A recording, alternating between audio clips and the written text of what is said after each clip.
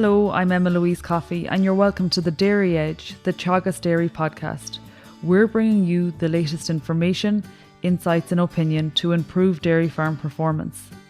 On this week's episode, as part of the ICBF and Teagasc Breeding Week, Joe Patton and Kevin Downing join us to identify the target areas to maximise genetic gain in your future milking herd.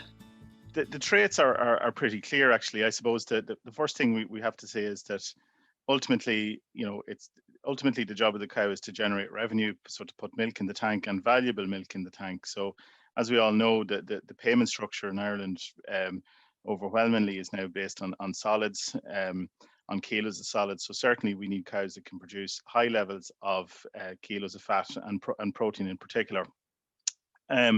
But I suppose the trick in an Irish context is that while output is important like that, we also need to be able to have we need a type of animal that can do that on a high forage diet, so they can exploit the grazed grass that we can have across the country. So high forage intake, delivering high milk solids output.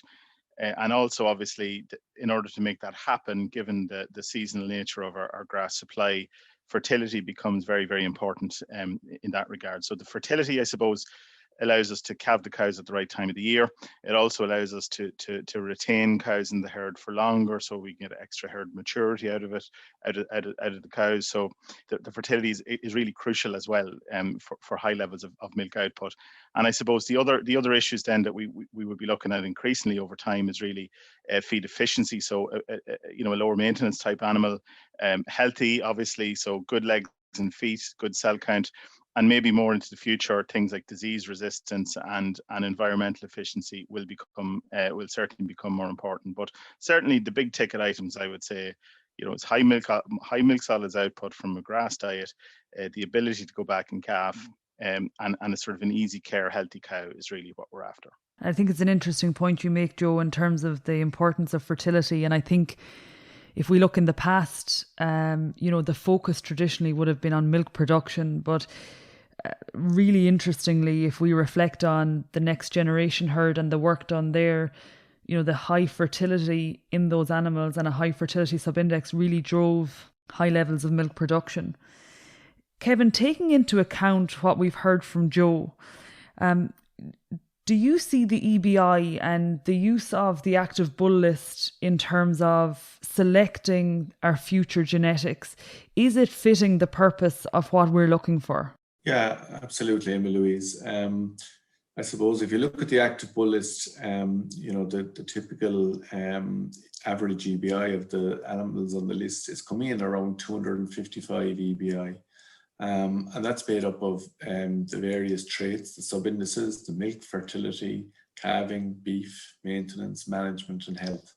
And within that list, there are bulls with different strengths, different weaknesses, and farmers can use that list to pick bulls from that list that's going to correct problems within their own herd.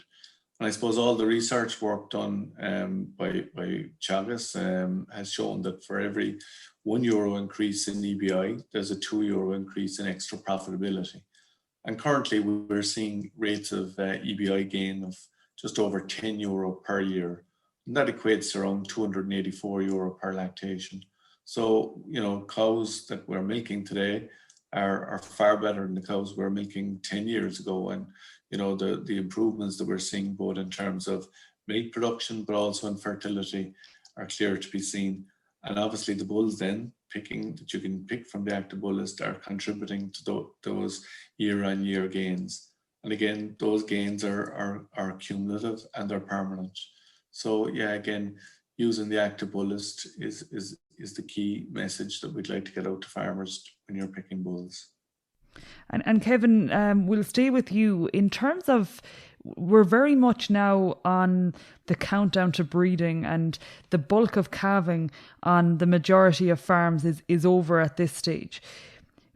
Looking at the dam and I guess the cow within the herd, we're at the stage now where we don't need to produce a heifer replacement from half of the herd or, every cow in the herd. And farmers are being more selective in terms of the appropriate cow to use to generate heifers. I guess, can you give us some indications of what exactly we should be looking at to identify whether a cow is suitable or unsuitable to breed a replacement from? Yeah, you're dead right, and with the as the number of farms now have reached maybe maximum capacity in relation to expansion, there is an opportunity now for farmers to be more selective in the animals that they are breeding replacements from. And really, I suppose what farmers need to focus in on is the higher EBI animals. So the cows that are the top 20-30% of your herd, they're typically the cows that you want to breed your next replacements from. Obviously, you want cows that are going to calve down early in the season, so you want February calving animals ideally. So but I suppose from the start of the breeding season, you should be now looking at maybe introducing some beef into that as well, so that your lower EBI cows, they're the ones that you should be putting a beef straw into and not breeding a replacement from. So we have a DBI, which is similar to the EBI, except it's for beef AI. And farmers should use that index to try and select bulls that have short gestation, easy calving, but also a good carcass merit. And they're the bulls that you should be using on your lower EBI cows.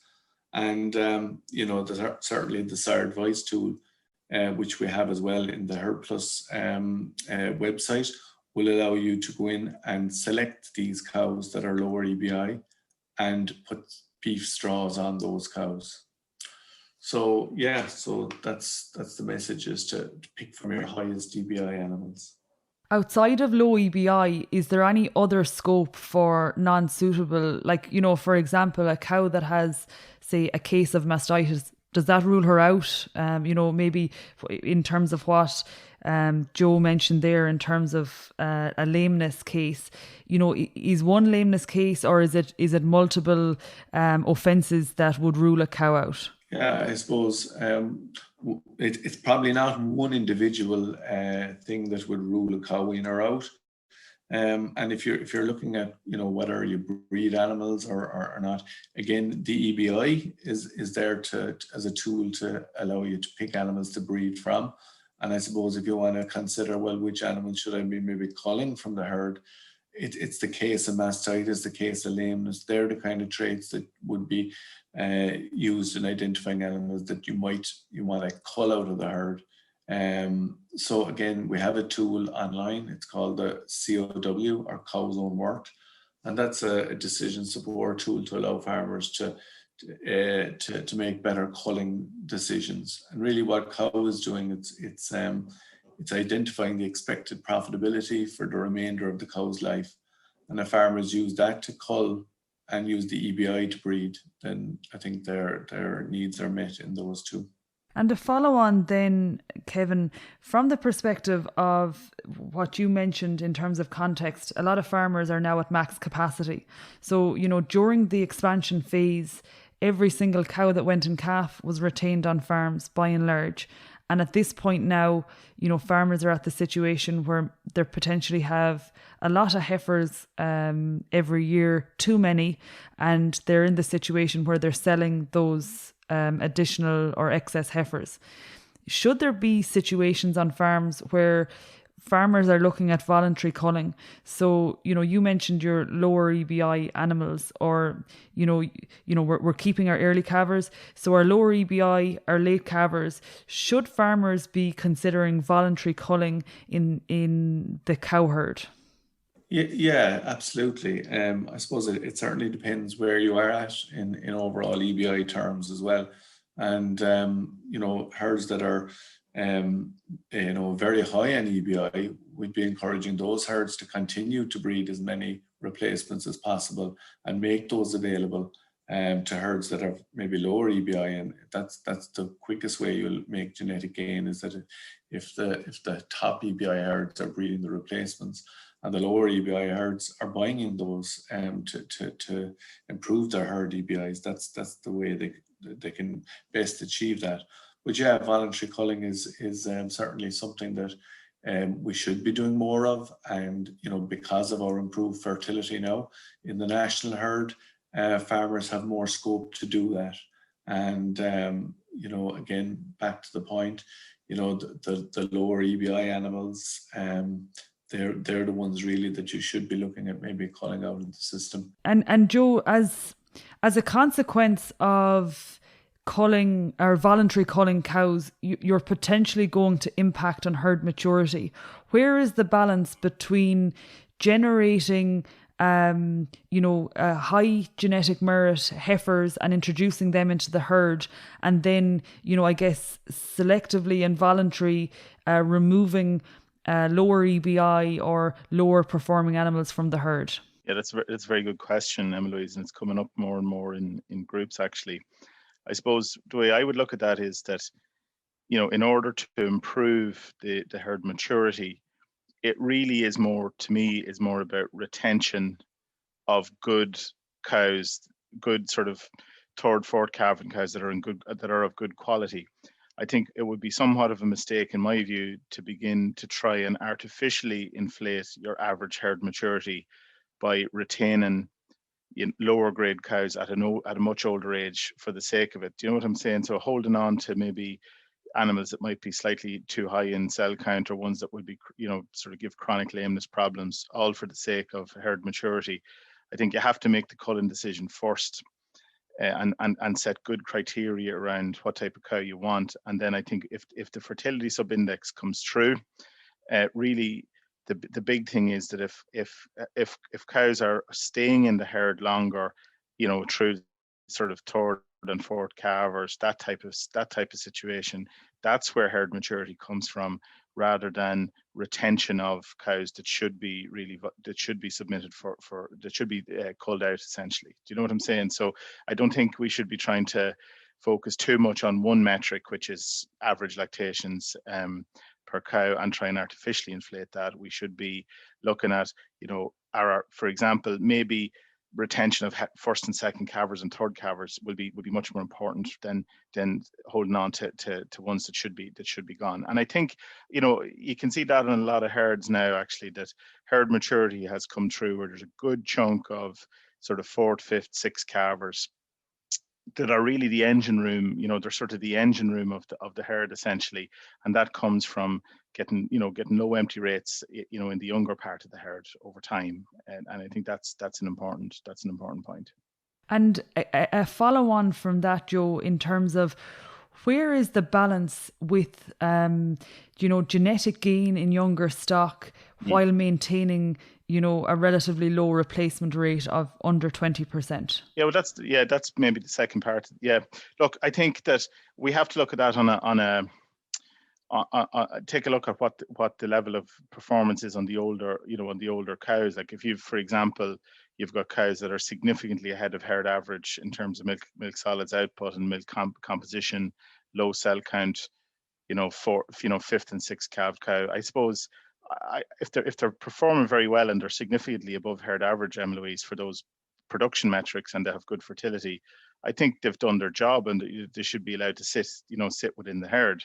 I think it's a different question then when we look at animals that might be significantly lower in terms of maybe milk solids content, retaining those animals, and maybe significantly lower in EBI, and retaining those animals in the herd for the sake of herd maturity. I'd be probably more intent on moving those on. So what I would be saying there is that if the animal is significantly ahead of herd average in terms of solids output, she stays there and she does her job until she drops off in terms of performance, or maybe starts to cause you problems.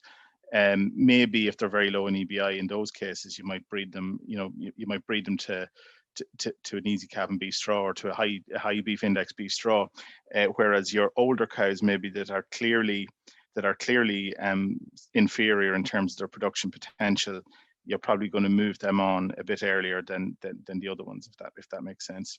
Yeah, I think the answer to that question is a combination of what both yourself and Kevin have said in the past. These lower genetic merit animals are not being bred to dairy, so you're not bringing in replacements from them. And as well as that, through good fertility, you have the opportunity to voluntarily cull those lower performing animals out. Yeah, could just make maybe an extra point on that. Maybe it's just that it's really, and there's good work in New Zealand on this too, to say that farmer opinion is a very important part of a cow's merit almost.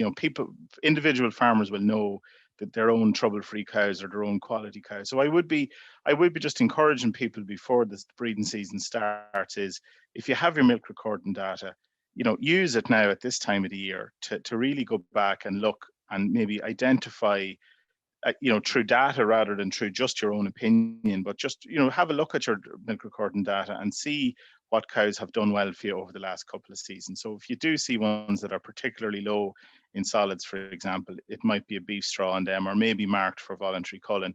And I bet you, for a lot of people, if they go in and really take a good look at their figures, there will be cows within every herd that will surprise people. The ones that would be written off as kind of relatively ordinary, that could actually be the top performers. So the only way to really find out, to really get a real picture of what the herd is truly doing, is to have a good look at the data before you sit down to just pick bulls at random. So I think that's an important point. Make your decision based on the information to hand, and the milk recording is a key part of that.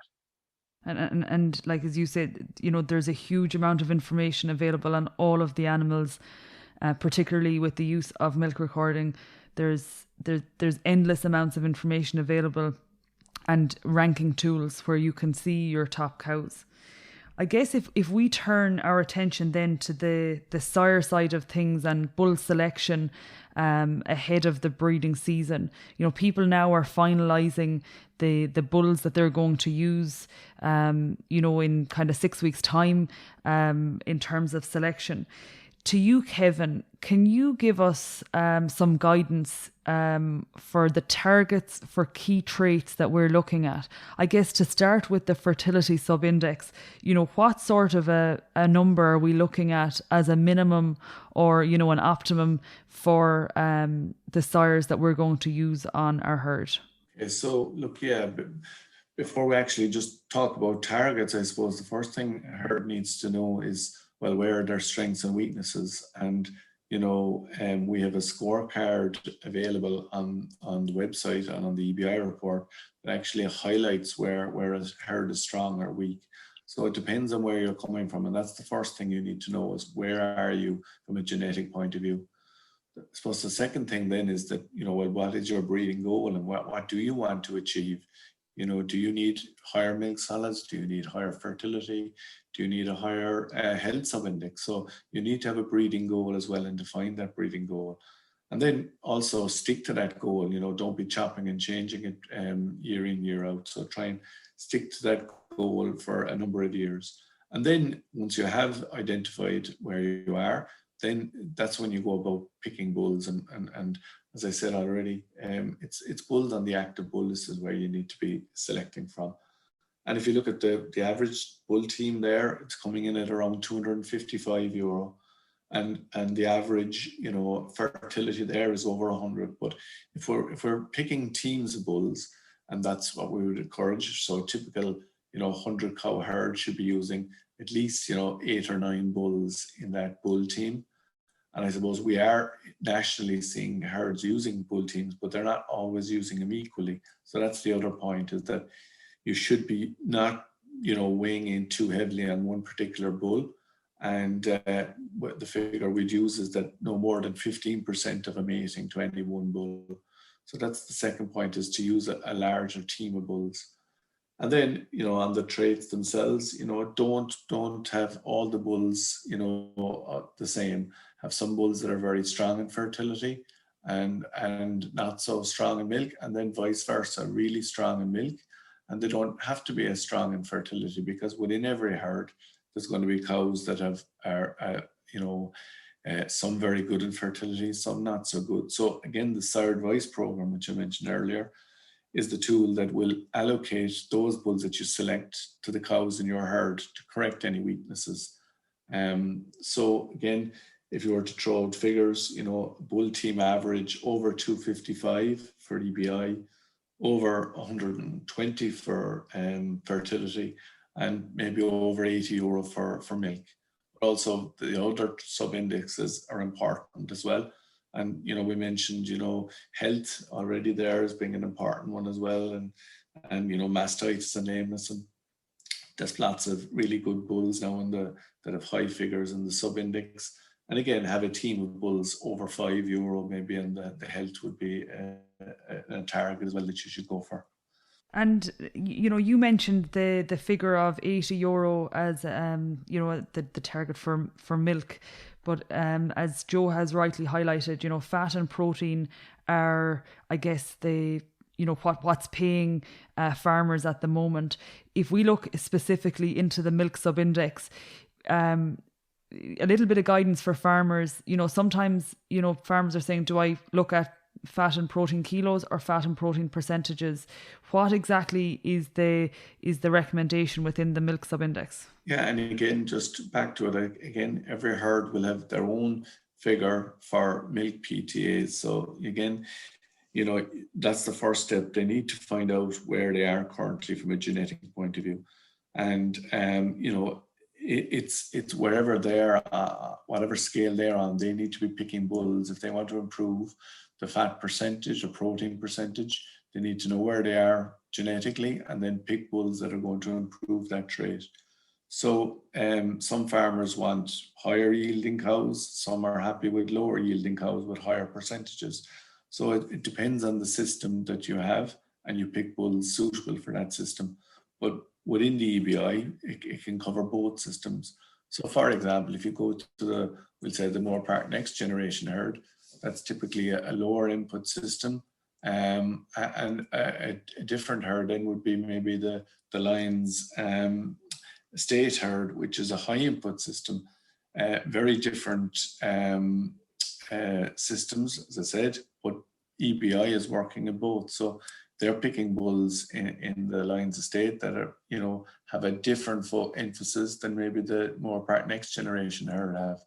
So there's bulls available on the list that'll suit all types of systems. So you just need to match those bulls to the type of system that you have. So then if we look at, from a beef perspective, Kevin, and you mentioned earlier, with your lower genetic merit cows, you can use the dairy beef index.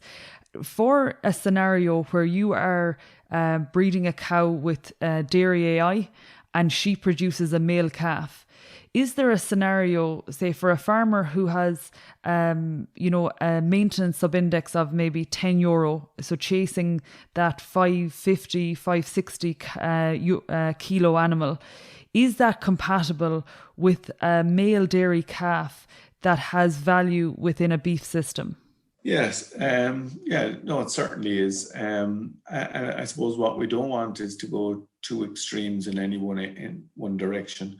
And, that is the challenge and the risk, that if we go down too heavily on maintenance, that we are reducing the value of our beef calf. And while, maybe dairy farmers don't see, well, that's not the enterprise I'm in.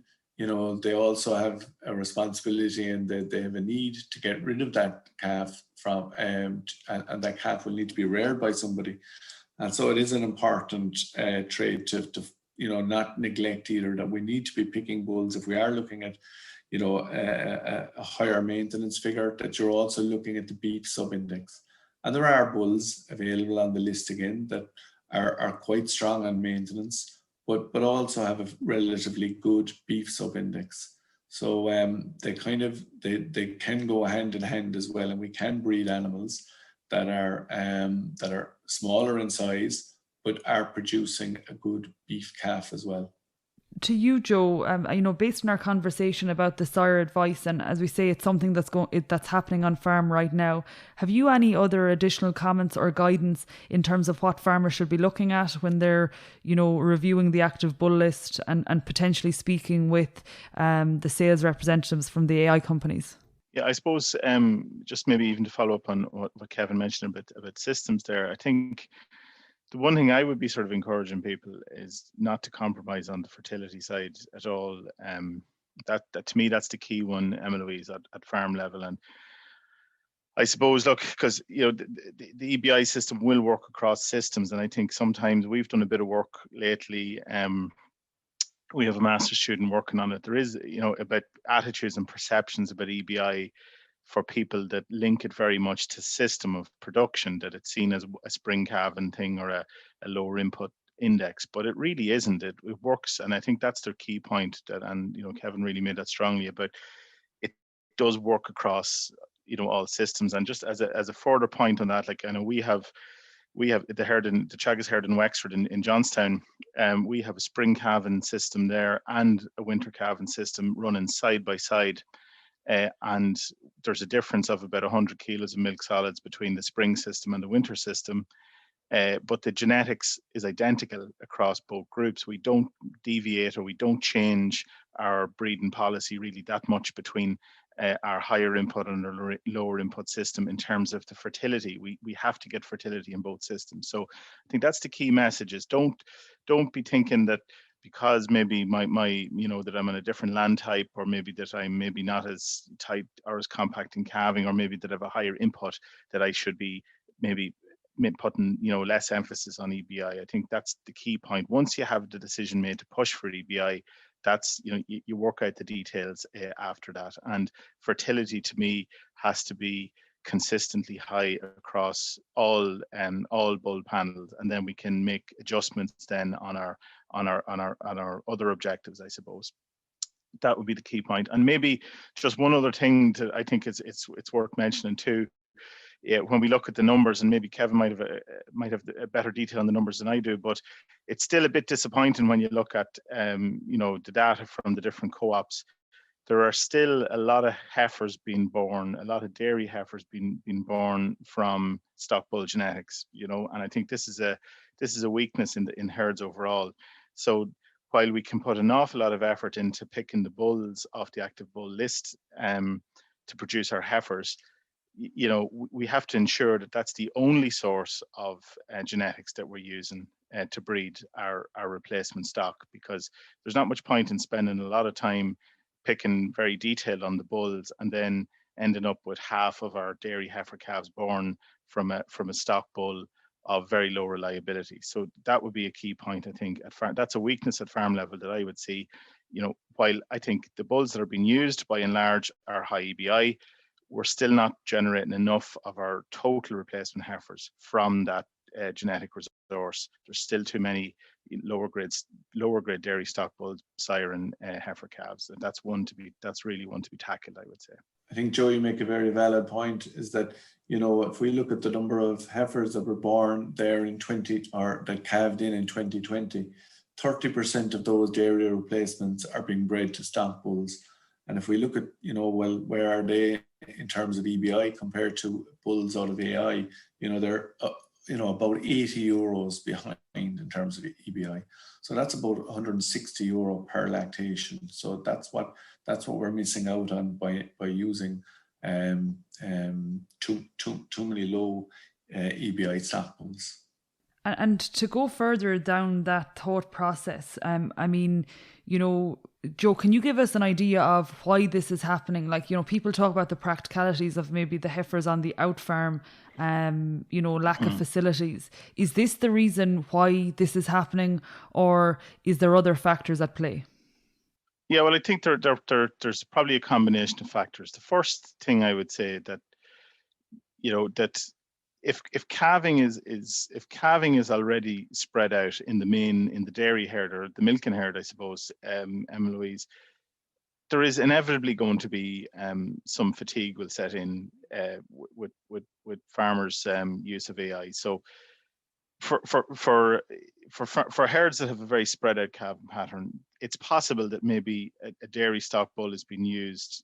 It's been used towards the second half of the breeding season, if you like. And if submission rate is low in the first 3 weeks, there will be a higher proportion of cows will end up getting bred to that dairy stock bull. So I think the first thing is that from the milking cows perspective, if you get a high submission rate, that means a high percentage of cows in the herd as a whole submitted in the first 3 weeks, and again maybe in the first 5 to 6 weeks, that if it's dairy AI only used in the first few weeks, and it's beef AI after that or beef genetics used after that, that takes out the issue. So really what we're saying there is that the first thing is there should be no dairy stock bull used on the milking herd at all. That would be the first point.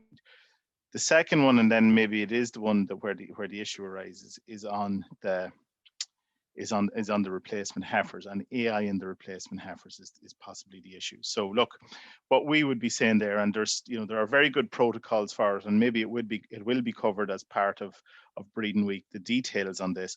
There are very good synchrony protocols that can be used to synchronize your heifers to come on heat and manage the breeding of those on an outblock, so you can really manage the days essentially on when